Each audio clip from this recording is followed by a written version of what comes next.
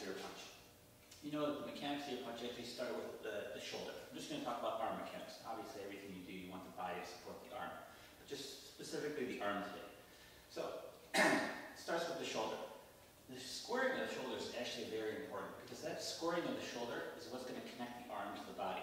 Without that, you're going to be shifting your body back and forth, letting your arm slide. You won't actually be able to develop the right tension and the right connection to the arm and the body.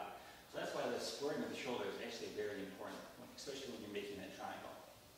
So, as we work our way down, remember, you want to move the arm with the elbow.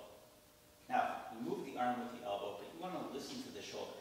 So, as you're punching towards your target, remember the target being that if I take my arms, I extend it all the way, so my middle fingers meet, that's where you want to aim the target.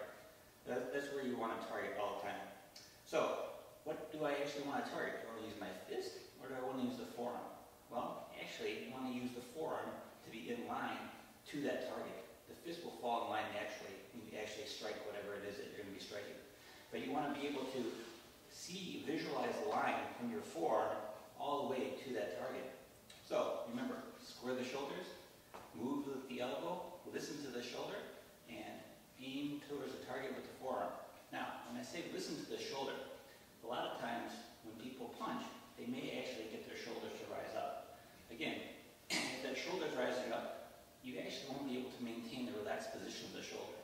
When you're punching, you want your shoulder to be relaxed. And with that relaxation, there should be a natural sinking and stretching of the shoulder. Again, you don't want to be too tight, like I'm flexing my arm or I'm flexing down my chest or my shoulder muscles actually. But it should just be a natural stretch. You can kind of get that sensation if you let your arm naturally hang to the side. You can feel the natural stretch of the shoulder. That's what you're looking for. And that will help you develop the awareness of the connection that you want from the arm to the body. So, square the shoulders, move with the elbow, listen to the shoulder, target with the forearm. Don't think fist. A lot of times people will hold their fist over directly into the center line. That'd be like if I have this is the shaft of an arrow. Well, when I take that arrow, it shoots towards the target. The shaft of the arrow is not aimed up here, it's aimed at the target. Same thing. So, as I'm extending out, I move with the elbow, I'm aiming towards the target. Now, the other thing you want to do is when you withdraw. A lot of times when people withdraw the punch, they end up pulling back. And again, they pull back, it ends up making their shoulder rise up. Again, the more your shoulder rises up, the less connection you'll have to your body. The more you end up just using arm muscle. You won't be able to get the body to support it. So, when you withdraw your punch, you're actually dropping the elbow. Dropping the elbow will actually allow you to maintain the idea of target with your forearm as well. If I just go back here and pull back, again, it's too easy to take me off target. And notice my shoulder. My shoulder is constantly rising up. Again, that rise up, I'm going to end up using more muscle. More muscle means you're going to be fighting the force.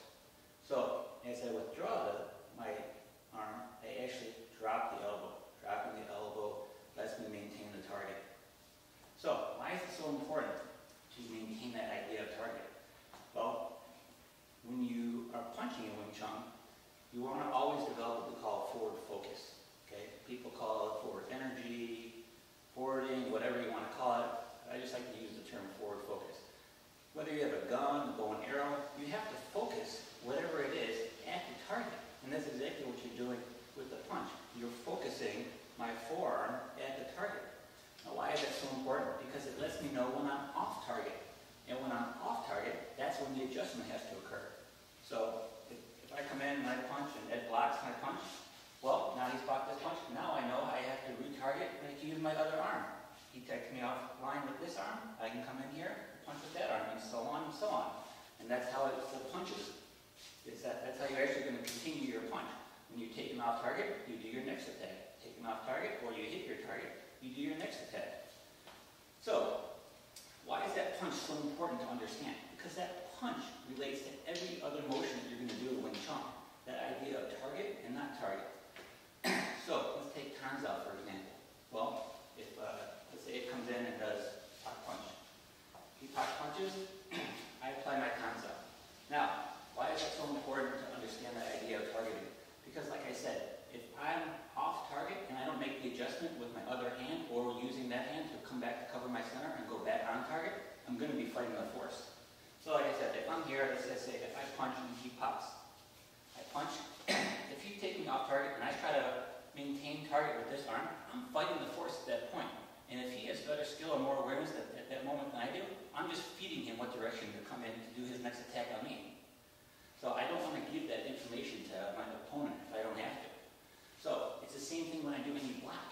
If I come in and he just punches and I do tons out, and I punch and I do tons out here, I always need to maintain the target in front of me to cover my body. And then I want to try to make this as close to his center as possible. But if he's coming in and he's pushing here, and I'm just pushing back and I'm thinking, oh yeah, I'm using my structure, and this is a good block, I'm using tons out here, I'm actually just fighting his force. And I'm fighting my own body at the same time. That's no good. I never, ever want to fight the force. It's how aware are you to if you're fighting that force or not. And that's all what Shiso is about. Shiso teaches you how to not fight that force, ultimately control the force by controlling yourself. So, if he just comes in and punches and I do tons out, now I block here. If he's pushing against my punch here, I don't want to come in and fight this. I can either let that go and block with Musa and come in here, or if he punches here,